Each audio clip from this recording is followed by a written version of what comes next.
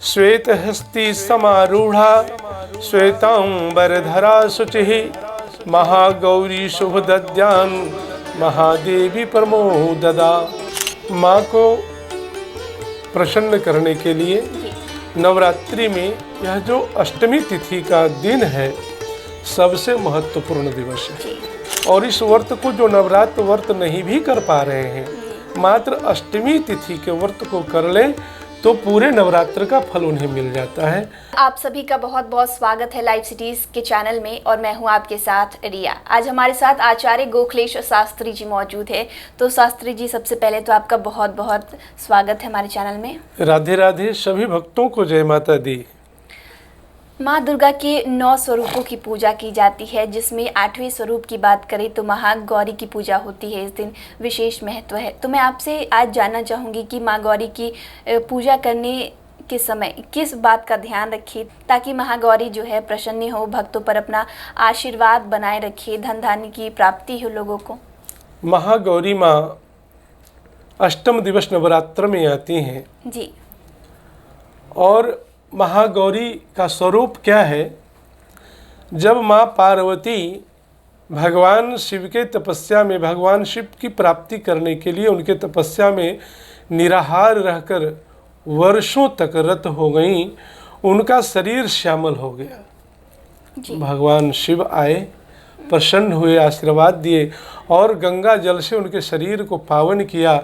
और जब पावन किया तो स्वर्ण के समान उनका शरीर हो गया। इसी कारण इनका नाम महागौरी पड़ा। महागौरी माँ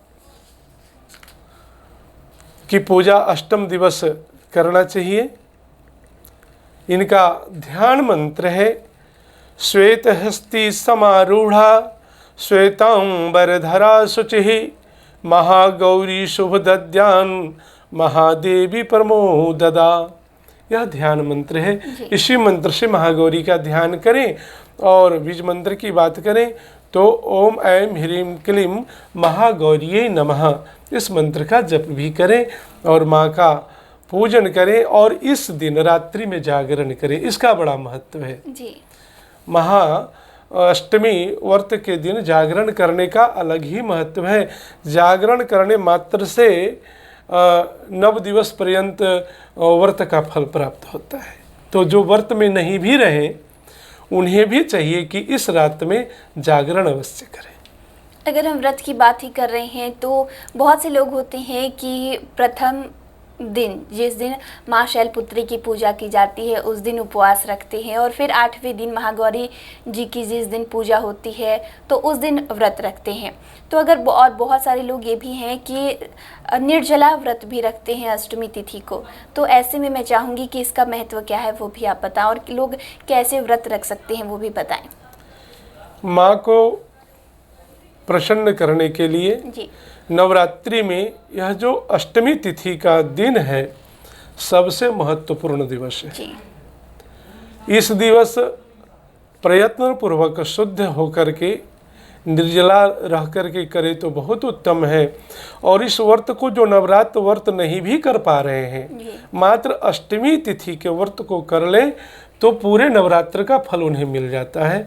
और पूरे नियम से पवित्र होकर माँ के ध्यान में लग करके शुद्ध वस्त्र आदि का वस्त्र को धारण करके माँ की सेवा में लग जाएं और इसी तिथि से माँ की गोद भराई भी लोग करने लग जाते हैं। तो जैसा कि आपने गोद भराई के बारे में बताया, तो खोइचा में अगर हम लोग क्या क्या सामग्रियाँ रखें, किस तरीके के श्रृंगार के सामान जो है खोइचा में हम लोग भर सकते हैं? विशेष करके वस्त्र आदि तो रहते ही हैं और सौभाग्य सामग्रियाँ उसमें सभी कुछ सौभाग्य का सिंदूर आदि जो भी है सभी सामग्रियों को लेकर उस पर थोड़ा सा पान पत्ता भी, नारियल आदि जो भी संभव हो कुछ प्रसाद देकर माँ के चरणों में अर्पण करना चाहिए।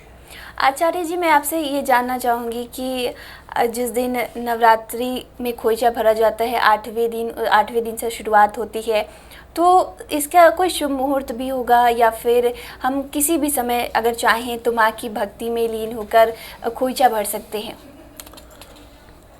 इस दिन क्योंकि निशावली और रात्रि में कालरात्रि का जो पूजन हो जाता है, जी। निशावली आदि जब प्रदान हो जाते हैं तो अष्टमी के लिए वह विहित हो जाता है। उसके पश्चात प्रातः काल से माँ भगवती का गोद लोग भरने लगते हैं और अष्टमी का पूजन करते हैं। तो जैसा कि हम जानते हैं कि महागौरी का जो रंग है वो बहुत ही ज़्यादा गोरा है। और तो वस्त्र की अगर बात कर ले तो वस्त्र हम महागौरी को क्या चढ़ाएं? महागौरी माँ के लिए वस्त्र की बात है तो इस दिन पीला वस्त्र धारण करना चाहिए और पीला वस्त्र अर्पण करना चाहिए। और श्वेत वस्त्र, महागौरी का श्वेत वस्त्र बहुत पसंद है। श्वेत वस्त्र भी प्रदान कर सकते हैं, लेकिन उसमें कुछ रंग मिला होना चाहिए। जी। बिल्कुल श्वेत नहीं हो, जी। कुछ उसमें अलग से रंग मिश्रित हो, उसे प्रदान करना चाहिए। अगर हम चाहें कि इस दिन प्रसाद क्या चढ़ाएं महागौरी को, वो भी आप बताएं। महागौरी माँ के लिए नारियल का प्रसाद चढ़ाएं। नारियल का प्रसाद माँ गौरी को बहुत पसंद है, इसलिए नारियल का प्रसाद माँ गौरी को चढ़ाएं, उससे लाभ होगा। तो बहुत बहुत धन्यवाद आचार्य जी, जो आपने जानकारी दी है महागौरी की पूजा उपासना कैसे करें, उसके लिए बहुत बहुत शुक्रिया। राधे राधे, सभी भक्तों को जय माता दी। तो आपने आचार्य जी को सुना कि महागौरी देवी की पूजा कैसे करनी है। आचार्य जी ने पूरी जानकारी दी है। उम्मीद है आप सभी ने इस बात को नोट कर लिया होगा। तो फिलहाल इतना ही। चैनल को सब्सक्राइब कर ले, फेसबुक पेज को लाइक कर ले। वीडियो देखने के लिए आपका शुक्रिया।